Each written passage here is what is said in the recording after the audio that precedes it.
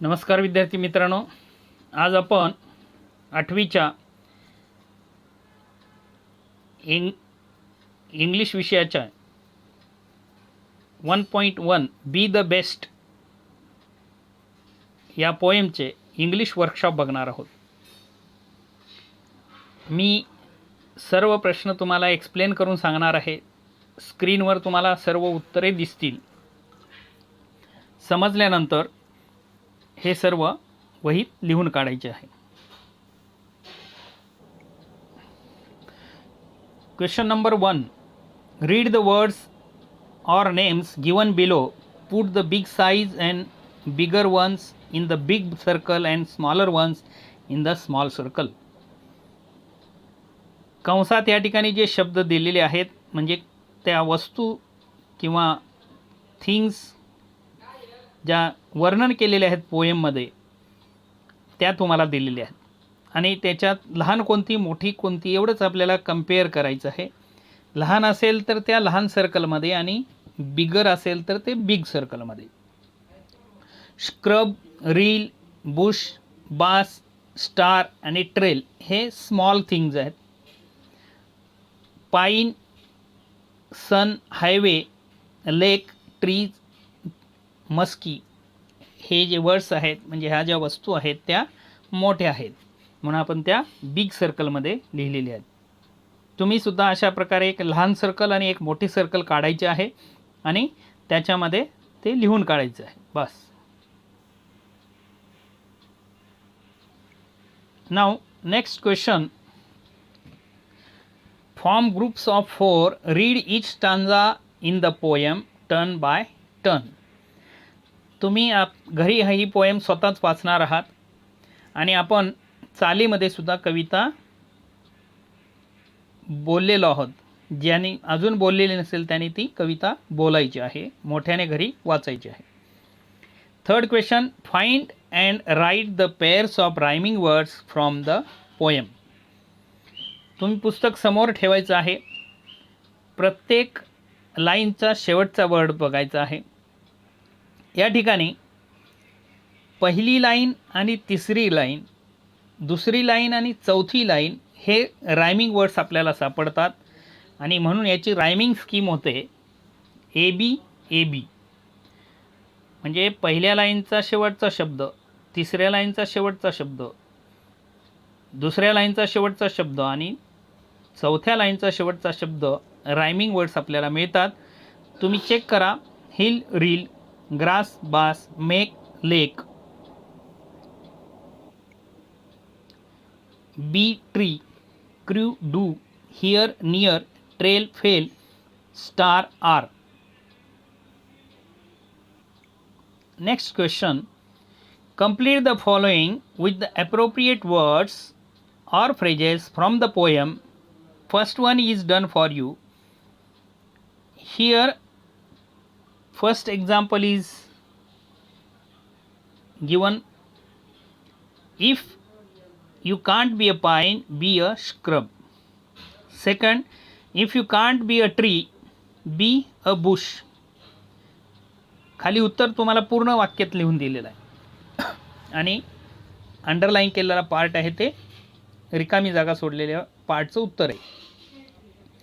Third, dash dash be a bass. If you can't be a muskie, be a bass. If you can't be a captain, you can be in a crew.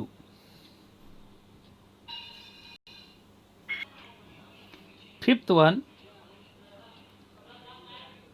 dash be a trail.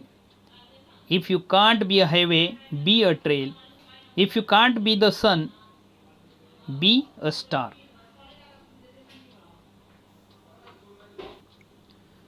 True or false? Write whether the following are true or false. तुम्ही परीक्षेला सुद्धा अशा प्रकारे उत्तर द्यायचं. दिलेलं वाक्य लिहून ते ट्रू असेल तर ट्रू, फॉल्स असेल तर false. All must be the captains of teams, false. A bit of grass can make the highway happier, true. We win or fail depending upon size or position, false. A scrub is found at the top of the hill. False. If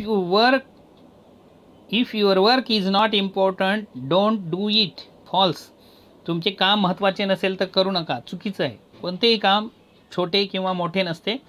प्रत्येक गोष्ट जर आपण मनापासून केली तर ती चांगली होऊ शकते. What ever job you have do your best. True. नमस्कार विद्यार्थी मित्रांनो, आपण हा appreciation of poem special video बनवत आहोत, कारण हा भाग यावर्षी नवीन आहे.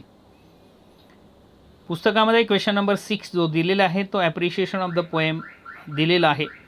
तिथे जास्त पॉईंट दिलेले आहेत, परंतु 9वी आणि 10वीला आता ते पॉईंट कमी केलेले आहेत. फक्त 5च पॉईंट 9वी आणि 10वीला आहेत.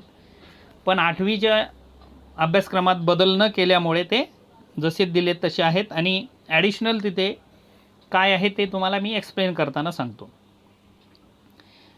आता ह्याच्यासाठी महत्त्वाचा जो भाग आहे ते राईम स्कीम एक आहे 9वी 10वीसाठी.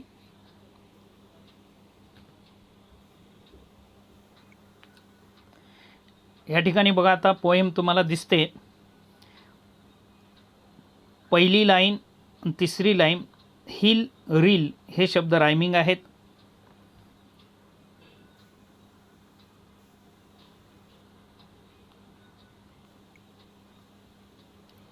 बी आणि ट्री हे रायमिंग आहेत. म्हणजेच या ठिकाणी स्कीम आहे ए बी ए बी. म्हणजे पहिल्या लाईनला आपण ए नाव दिलं तर तिसऱ्या लाईनला पण ए द्यायचं, दुसऱ्या लाईनला बी, चौथ्या लाईनला बी. Same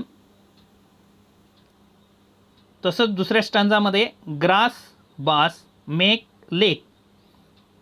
A B A B. Crew dew here near. A B rhyme scheme. Last stanza trail fail star are. A B rhyme scheme.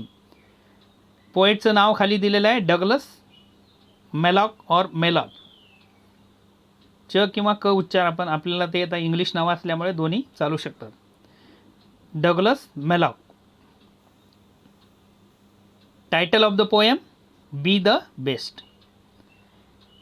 पहिला स्टांजा आहे त्याच्यामध्ये किती लाईन्स आहेत? 4 लाईन्स आहेत. असं प्रत्येक स्टांजामध्ये किती लाईन्स आहेत?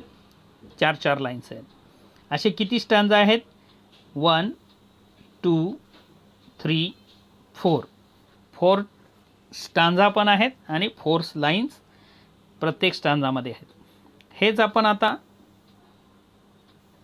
क्वेश्चन नंबर 6 मध्ये आपल्याला दिलेलं आहे. Write and appreciation of poem with the help of the points given below.